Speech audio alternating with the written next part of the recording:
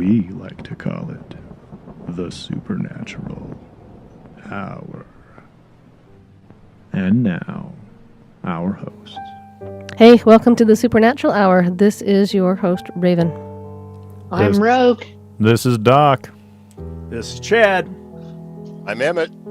Our main topic is brought to you today by Oteo's Fabulous Food. I told my hairdresser about it. She sent me a picture. She's like, is this what you ordered? I said, yes, it is, because I don't remember what it's called, but it's really good. So you should give it a try. It's in Linden. Tonight, we're going to talk to you about an extremely broad topic. We realize it's a broad topic. We realize it could go in a million different directions, and we kind of like that in a way, because we give you a brief overview, and then you will hear us talk about it a little more in depth in subsequent podcasts here and there. But we're going to talk about Native American spirits tonight, and we've got a lot of reasons for picking this topic. For those of you that don't know, we podcast in Utah and are in at least a heart of Indian territory. We've got Utes, Paiutes, Navajo, probably other ones that I'm totally forgetting. Shoshone Indians. Mm-hmm. Got a whole bunches. There's quite a few in this area. Goshen. I've had the privilege of attending school with a number of people from the Navajo and Ute tribe.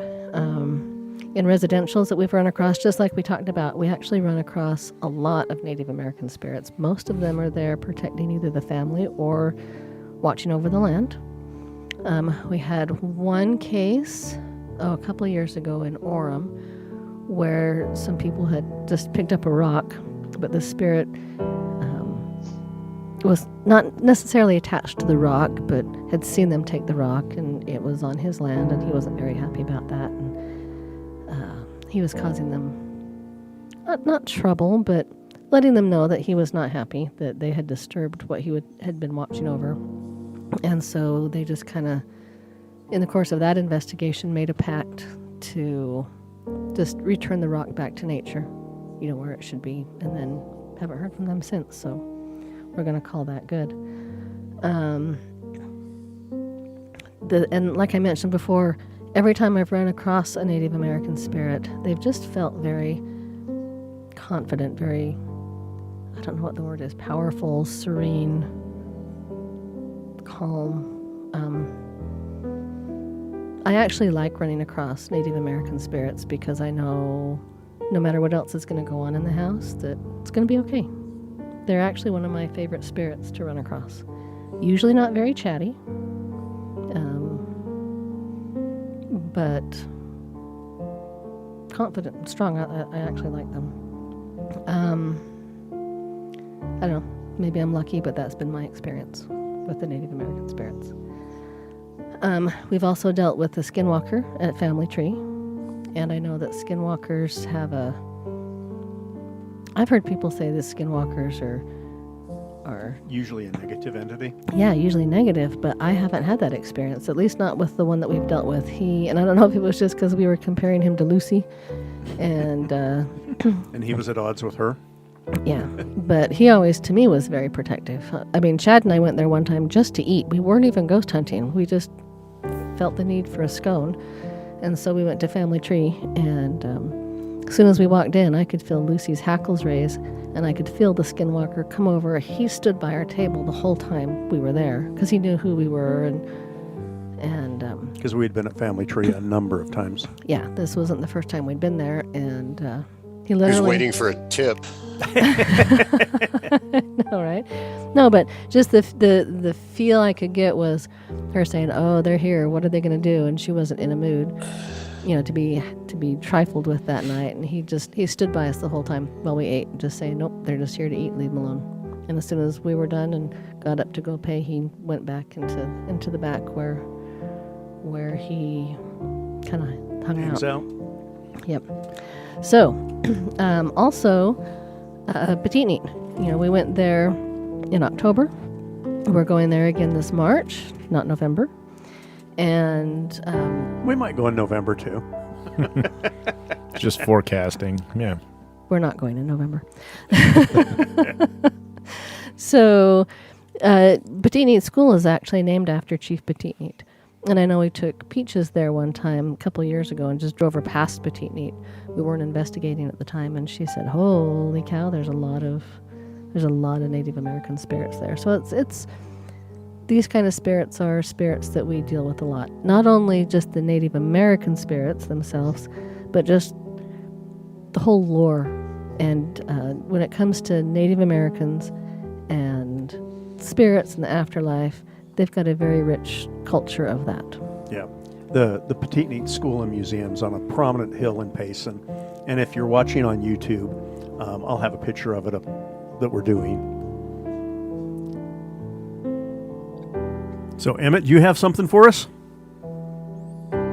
Yes, as a matter of fact, not that it's a really narrow subject, but I was struck that, out of the dozens and dozens of native nations, you keep hearing the same myths on spirits over and over, and especially I was looking up sky spirits and nature spirits, specific to astronomy and natural cycles.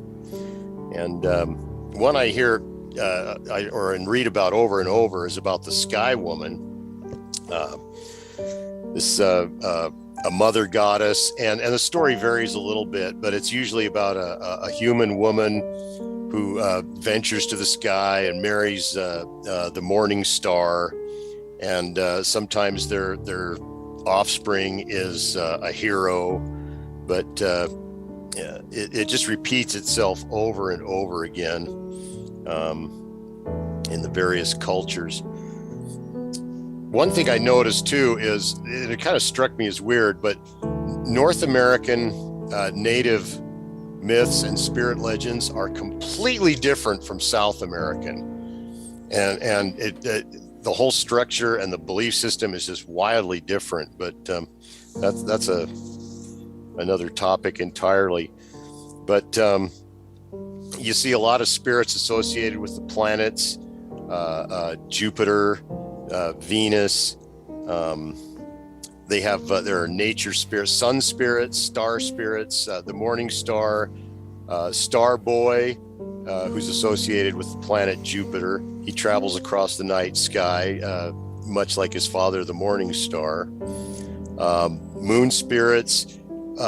Interestingly, about half of the moon spirits are female and half appear to be male, so there's a little variation there. I was surprised to see that there's an eclipse spirit, and the eclipse of the sun is invariably explained as the trickster spirit has trapped the sun, and the sun is freed by the mouse spirit, the most humble spirit of all, frees the sun. So that's interesting, and that mythos is pretty much across most of the nations. There are spirits associated with the aurora and the rainbow. There are night spirits, which are very distinct from day spirits, as in the daylight and the darkness. Time spirits, which are seasonal and associated with day and night and the separation of activities and cause and effect. And of course, spirit guides, which have that astronomical association too. So, I mean, geez, we could talk on this forever. Right. And the one thing I think is interesting is as you're talking about this, I keep thinking of, this is very similar to like the Greek and Roman gods, but they don't refer to them as gods, they refer to them as spirits. Right. And there's always some connection directly with Earth. If you got a minute, I want a personal experience I had several years ago. My wife and I were down in near Moab, Castledale area, visiting relatives, and we went out to an area called the Buckhorn Draw, and that's an area right below the Wedge Overlook. It's sometimes called the Little Grand Canyon, but down in the bottom of it, the Buckhorn Draw, there are Native American cliff paintings, and they're very well preserved, and you can go right up to them. And as we were standing in there, I was getting really strong feeling. I could feel like 1,000 eyes all over that canyon staring down at me.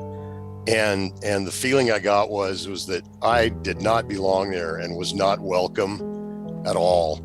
And so I apologized and said I would get out as soon as I could gather my friends and go. And I seem to sense satisfaction with that. So that's my only personal experience with Native American spirits, but it was strong and it was palpable.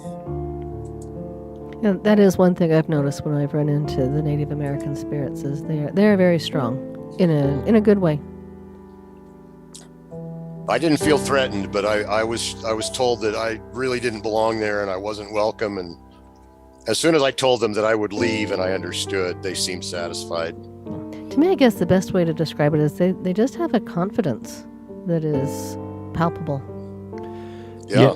I also think, sharing intimate aspects of their culture is difficult with people who are outside of the culture, because when you don't have when you're not raised the same way, I think your understanding is sometimes different, and it's hard to share those. Oh yeah, there's a disconnect. Yeah, Right. there's just to try to understand the lore, the culture, the myth, the symbolism behind a lot of this stuff. I think it's lost on people who aren't raised in it, for sure. Right. Yeah, it's kind of like when we talked about the Skinwalker a little bit earlier, and if you try to ask a native Navajo about Skinwalkers, they're not very excited to try to explain or go into any detail about what a Skinwalker is, how a Skinwalker becomes a Skinwalker, etc. And I am by no means an expert on any of this, but it is my understanding that the Navajo people are still very connected to traditional folk medicine. They have medicine men that they will go and consult because those people are trained in understanding good and evil magical practices. One of the things that's interesting is, in order to practice good magical practices, you have to understand the evil practices as well, because you have to know if there's evil forces that are impacting people and how to cleanse them. And my understanding is people who become skinwalkers are essentially pulled into this same kind of world, right? This magical world, and end up embracing the dark practices and embrace the evil, and they start corrupting these things that are supposed to be used for purification to corrupt and cause harm. And they're basically witches, I guess you could say. Mm-hmm. The idea of the medicine man and the witch doctor. Right. They embody the negative dark aspects side. of magic. And, the thing that everybody knows them for is their capacity to disguise themselves, right? They can take on animal forms. A lot of times it's animals like coyotes that are kind of cunning. I've also heard different birds and those kinds of things. Wolves, Yeah, bear. wolves. Exactly. Well, everything I've heard, skinwalkers are just the worst of the worst. Right. Absolutely. Well, it's because they're intentionally seeking out, dark magic, evil magic, and doing it with the intent to cause harm. Yeah, some of the things that I watched and listened to talked about in order to kind of move to that skinwalker, I don't know, rank, position, whatever, you had to kill someone that was near and dear to you. Right. And that's very dark. That's, It's you're moving to the point of your Voldemort. selfish desire are more important than even your people loved you ones care and your about. family. Exactly. They're the Darth Vader of the Native American. And to get my Harry Mythos. Potter thing in there, it's your Voldemort. He had to kill a unicorn. Then they were yeah. super pure. So wrapping up kind of skinwalkers, especially where Chad kind of mentioned that too, that initiation, kind of a dark initiation, generally not positively perceived, we can say that. And so when you mentioned earlier that, there's a somewhat positive experience with a skinwalker entity, I found that fascinating, very intriguing. Right, and I would be interested to hear from other people that have encountered him at Family Tree and get their take, but I've never had anything but positive from him, so. Interesting. Yeah, some of the other entities or spirits that I came across. One was the Deer Woman, which I thought was a very interesting one because Does she have a bridge in Texas? no, she doesn't. Not Okay. that I know of. At least they didn't say that. Okay, we're good. You got the goat man, the But- bunny man, the deer woman. But she does have stag horns. Okay, that's cool. Okay, so and the depictions that I saw were of an attractive Native American woman with stag horns and an upper torso of a woman, and then more like deer legs. It's interesting that a woman would have stag horns just because those tend to represent male virility if you look back symbolically, right? Interesting. Right, and the Deer Woman, it's kind of interesting because one of the things that she does is almost like the mermaid, luring men away. Okay, but only the philandering men, the men that are out not treating their women right, not doing the right things. If she pulls one away, or one happens to see her, and they're not ill intent, she doesn't harm them. She won't hurt them. And So she's like the Dexter of the Indian world.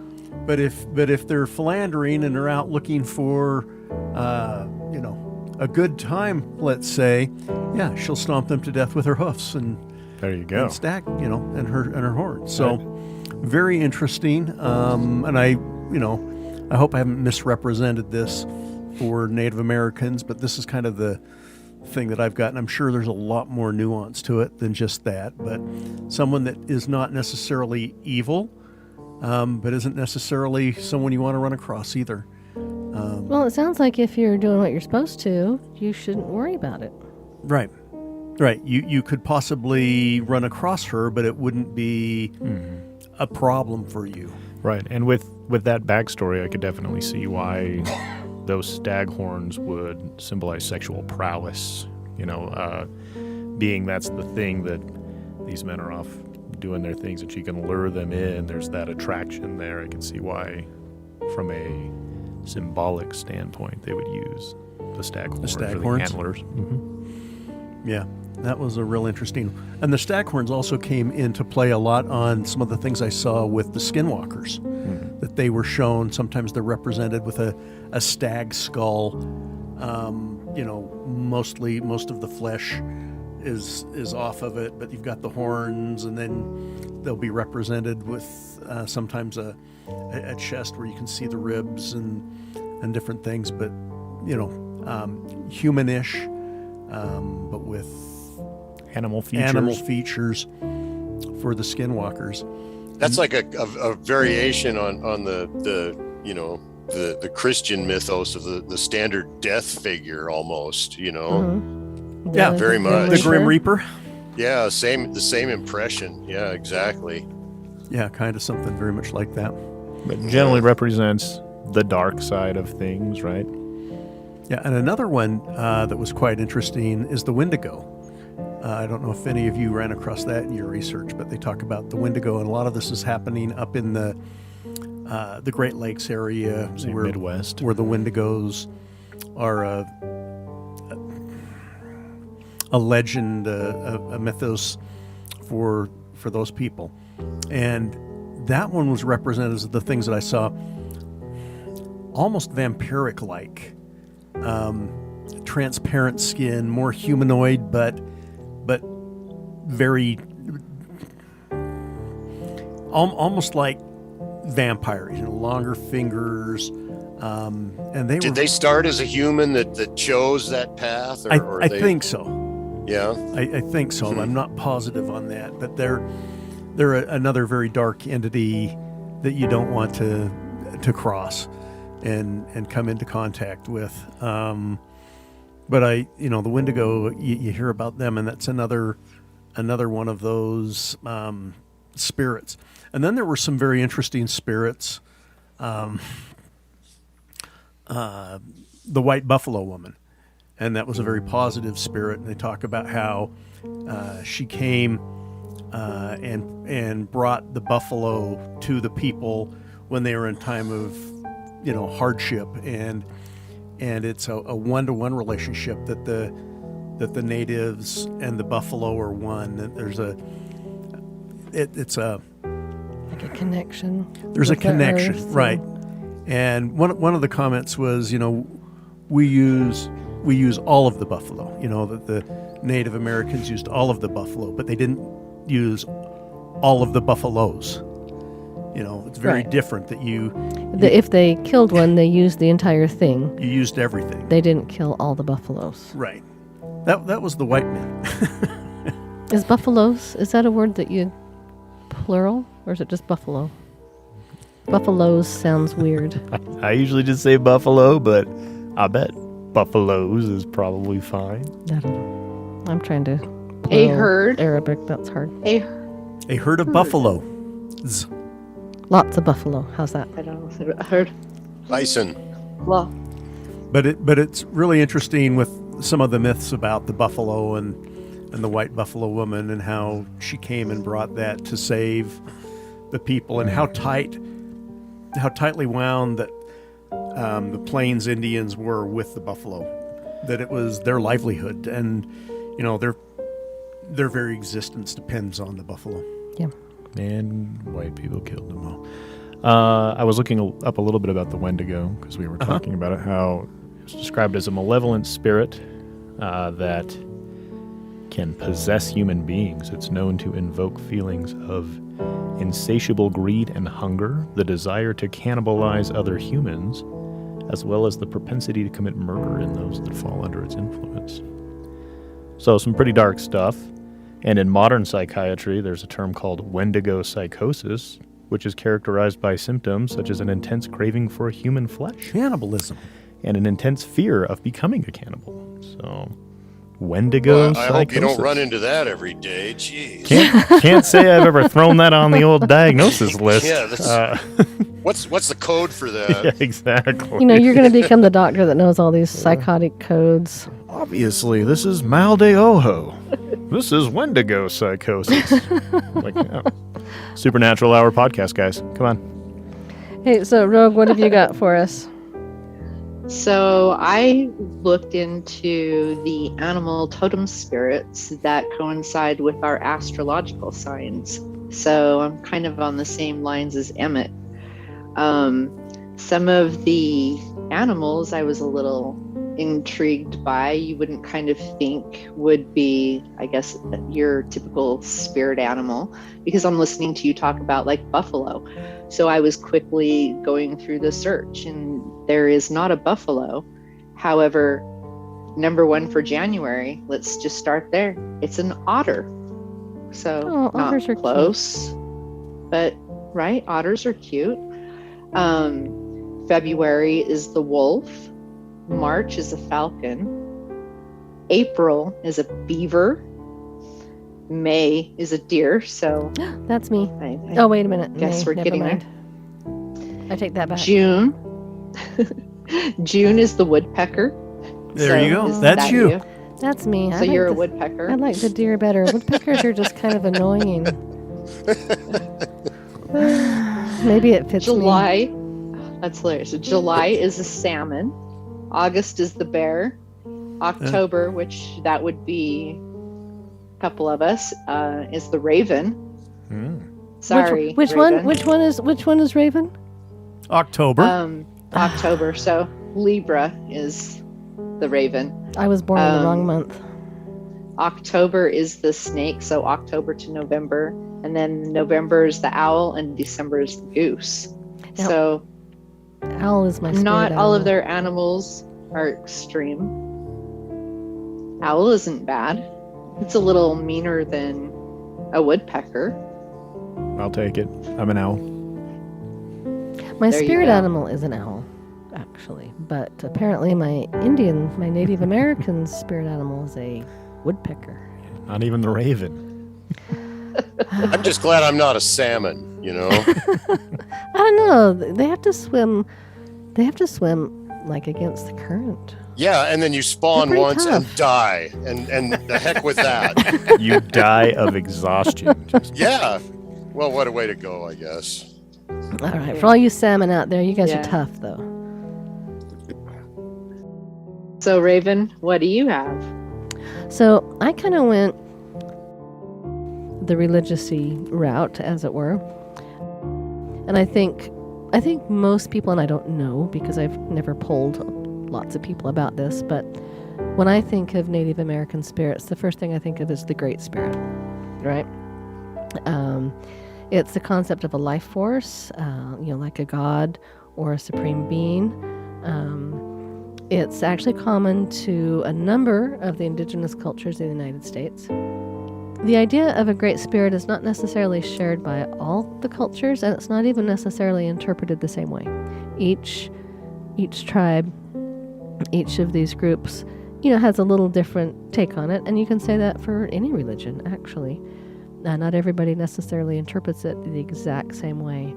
And one of the examples that I ran across was a Lakota activist. His name is Russell Means. He says, at least the way they and a lot of the different cultures, a more articulate translation would be the Great Mystery. But the similarities really do kind of coexist with the Christian concept of God.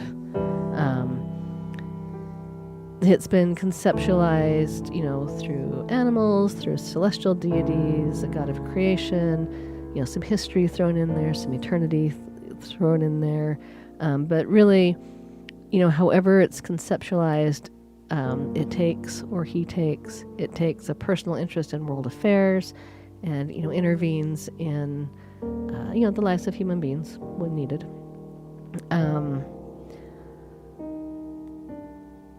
So then I thought, I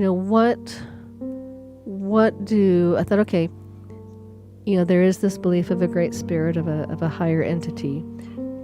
One of the things I thought, well, everyone kind of believes in that, the idea of, a higher power, the great spirit, the great mystery, whatever you want to call it.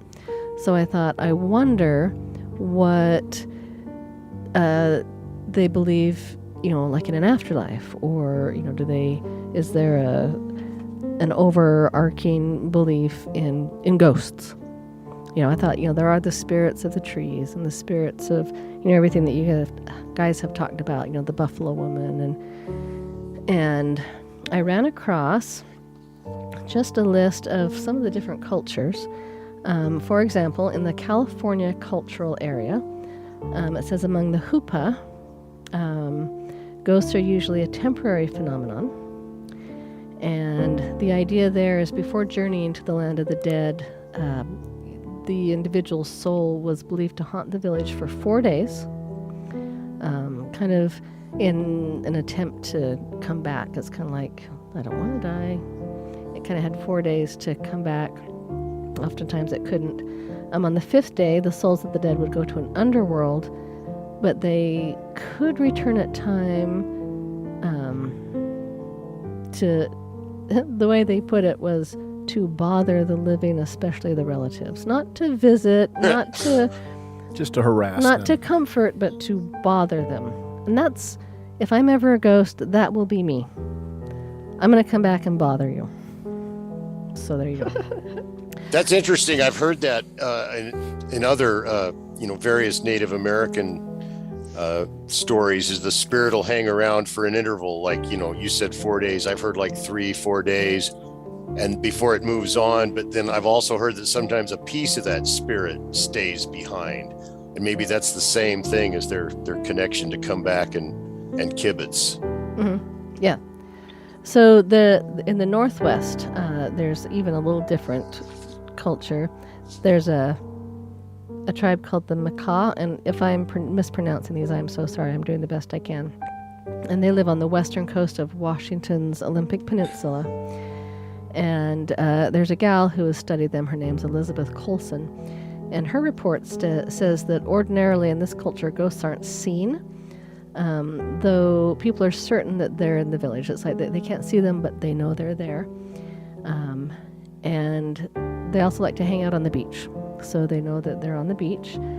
Not a bad place to hang out. If I'm going to hang out, beach is going to be it, not Better than the someone's basement? nasty At crawl the space. Dark basement. Or Right? beach. Go beach. I'll go to the beach.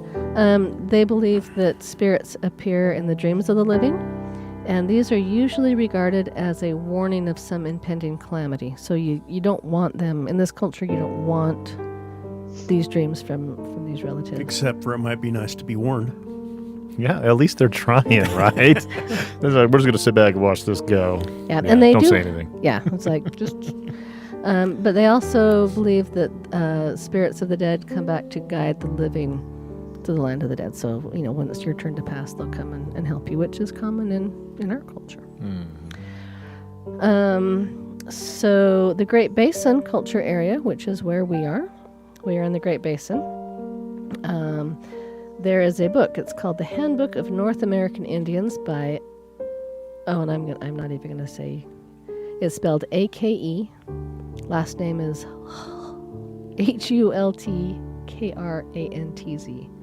Aki Hultkrantz. Again, my apologies if I mispronounce anything.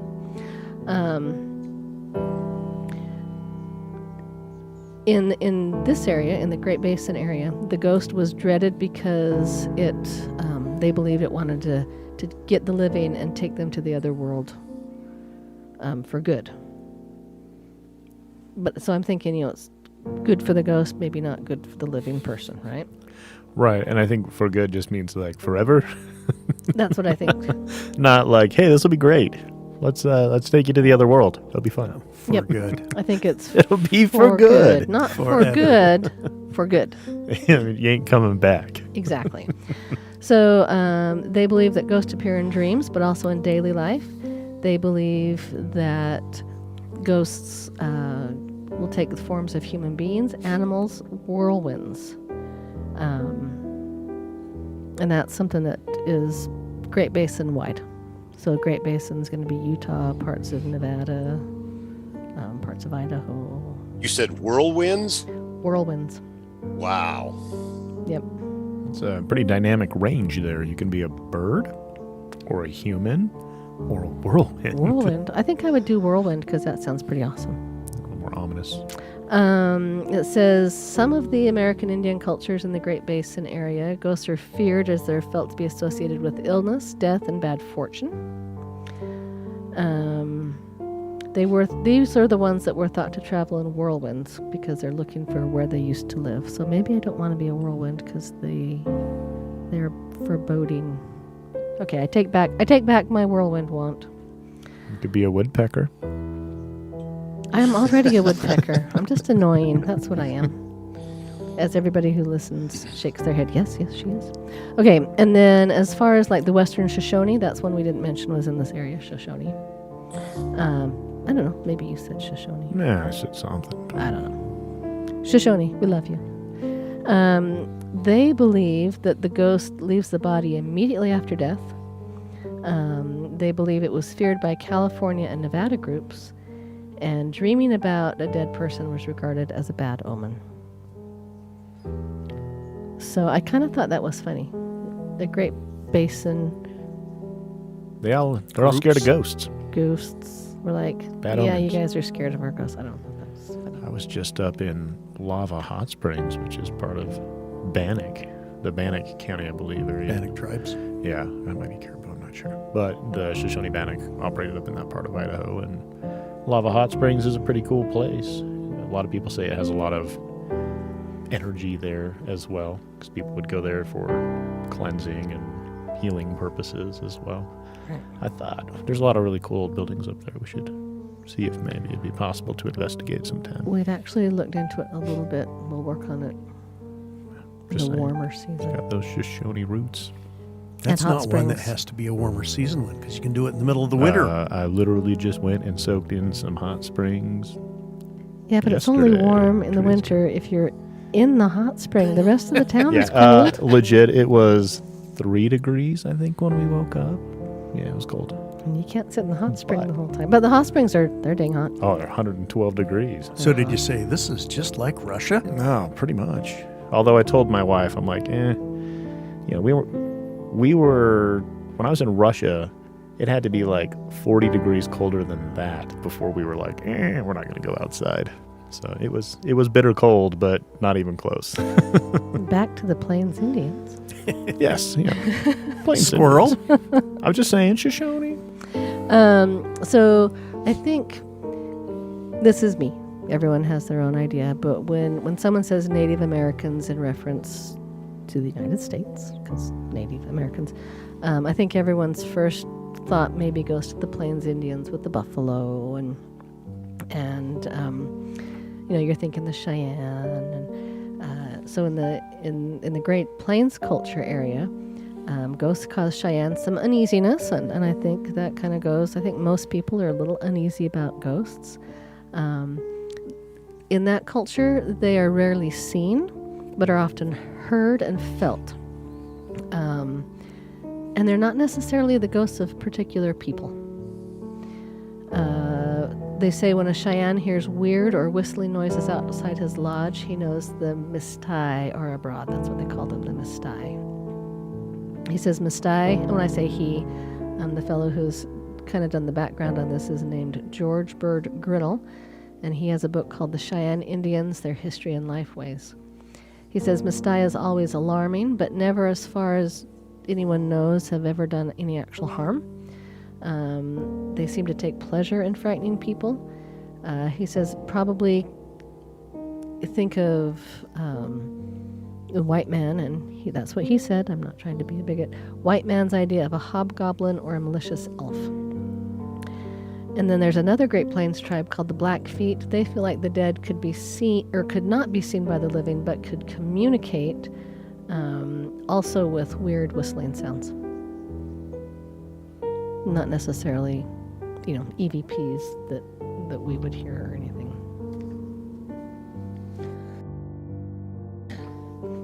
Let's see, and then one more.